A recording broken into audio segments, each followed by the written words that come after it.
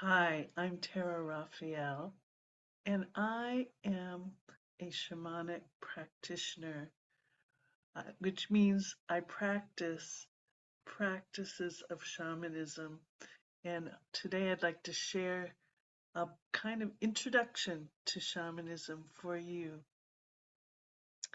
So, shamanism is really one aspect of animism, which was the original religion, if you want to call it a religion.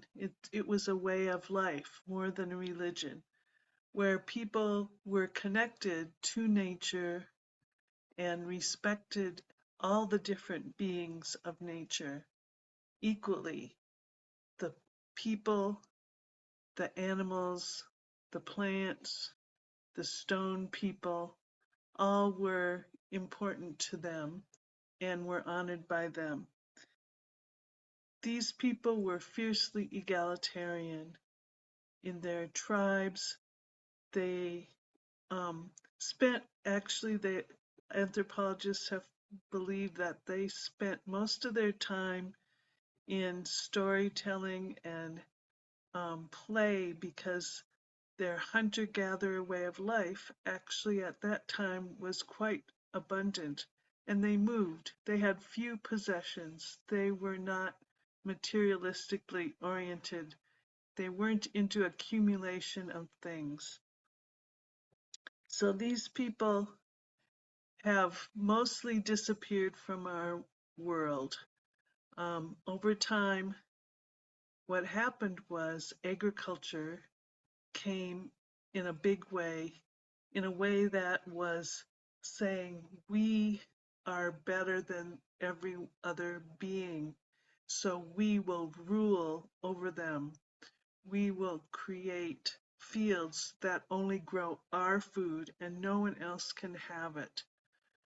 Those thoughts grew and grew in the human population, and the population expanded greatly.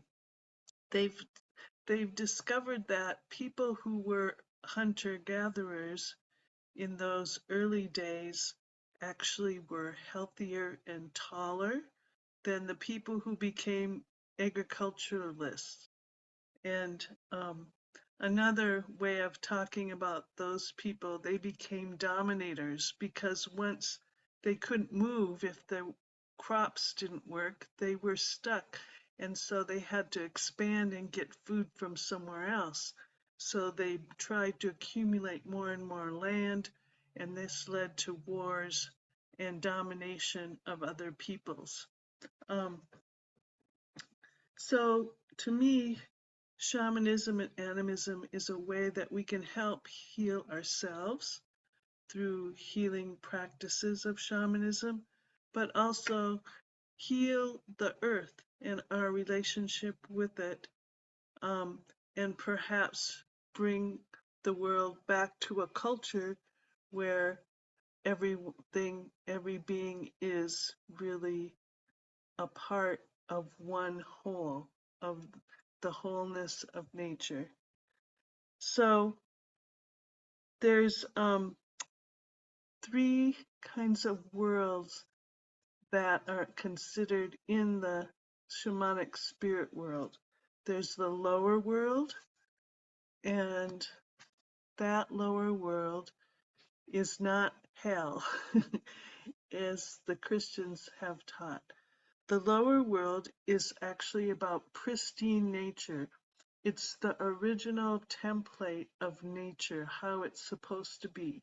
And it includes the original templates of humans. So there are humans in the lower world, but they are hunter-gatherer humans. They are the original type of humans. Um, and when you're in the lower world, there are no kinds of there are no buildings, maybe built out of sticks or out of skins and so forth, but there are no kinds of permanent buildings because these were people who moved around. There are no permanent roads or fences, and there are no domesticated animals. Only all the animals are wild, as were their original purpose.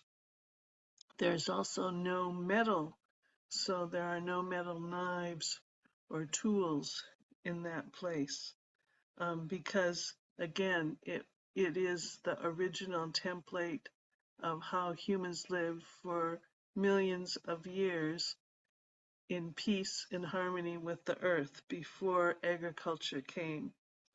The clothes that the people wear are very simple, such as furs or animal skins and woven grass or grass kinds of drapes and so forth. And so this is the place of the Mother Earth and the souls of, of the old times that were meant to be living on this earth. It's a safe place. There's no threat there. There's nothing that will harm you. In fact, when you go to the lower world, you can experience things that in the middle world where we live could be very dangerous or even kill you. But when you experience them in the lower world, you're safe. And these would usually be part of a healing ceremony, such as you may be burned up or you may be eaten.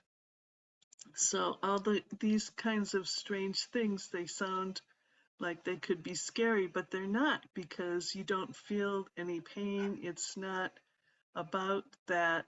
Um, it's about letting go of all this stuff our culture has accumulated inside of us as we grow up in this world. Um, so then the middle world is really kind of where we live, but there's also a spiritual world of the middle world. This is not as easy, it's more tricky, it's a little scarier because there are things that will try to take from you. They're still part of this taker world. Um, the upper world is more like where there would be it, what people would call angels. It's a place of love and healing. It's more of the father energy, whereas the Mother Earth energy is more of the feminine, divine, feminine energy. The upper world is more of the divine, masculine energy. Um, and in just as plants grow from the ground up to be very strong and healthy, the best way to start is by going to the lower world. The upper world and the lower world are both totally safe. The middle world again needs more preparation and care in how you do that. So I'm going to be sharing more about the lower world first. So one of the main things to do going to the lower world first is to find your power animal. Your power animal is your greatest guide and teacher and will lead you in the journey, will tell you if there is any danger where you are, in case you may think you're in the lower world at some point and you may be really in the middle world. And if the power animal acts afraid, that's or very agitated, that can be a big sign that you're not really in the right place where you want to be. Um, the power animal shares its gifts with you. Every kind of animal has gifts that we can learn from. And you can have a lot of animals that you meet on your journeys, but the power animal is a special one to you that is really there to be your main teacher for a long time. And it helps you to reconnect to nature. It's not going to be an imaginary creature. It could be an extinct creature, but not one like that you've seen in a movie or a storybook. Um, it's one that has actually lived on Earth. And it's really not like your bear or your fox, whatever your animal is. It's not yours. It's actually the oversoul or template for bear. So it's a representative of all the bears that there are. So when you go on a journey, you need to get into a shamanic state of consciousness. And that might sound complex, but it's a trance.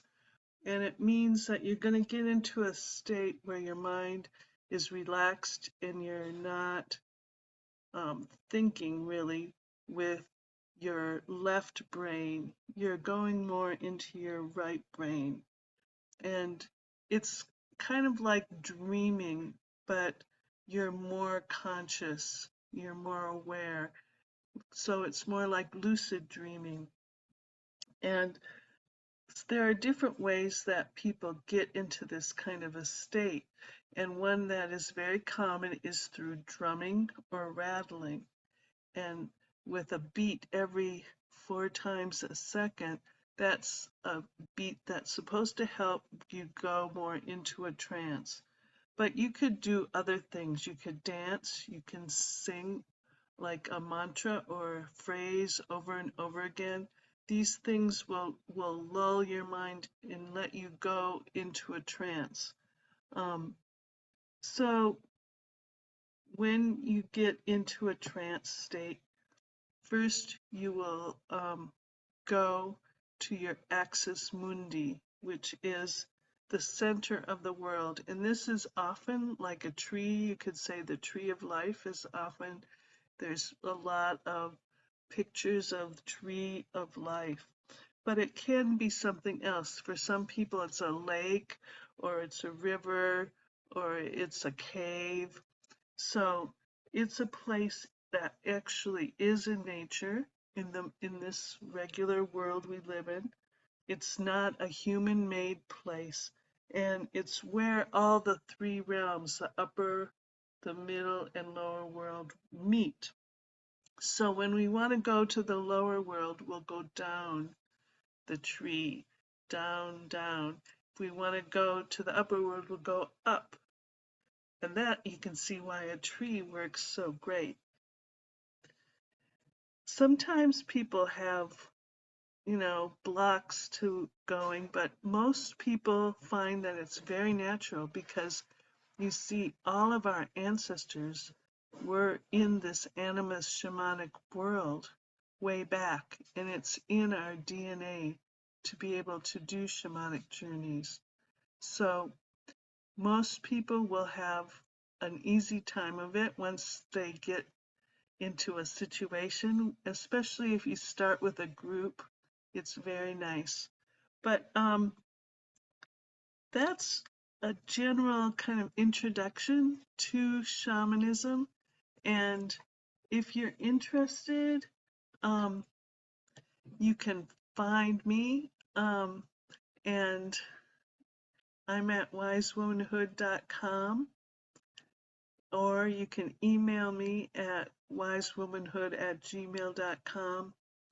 And at that time, we can talk about if you would love to do a journey to find your power animal.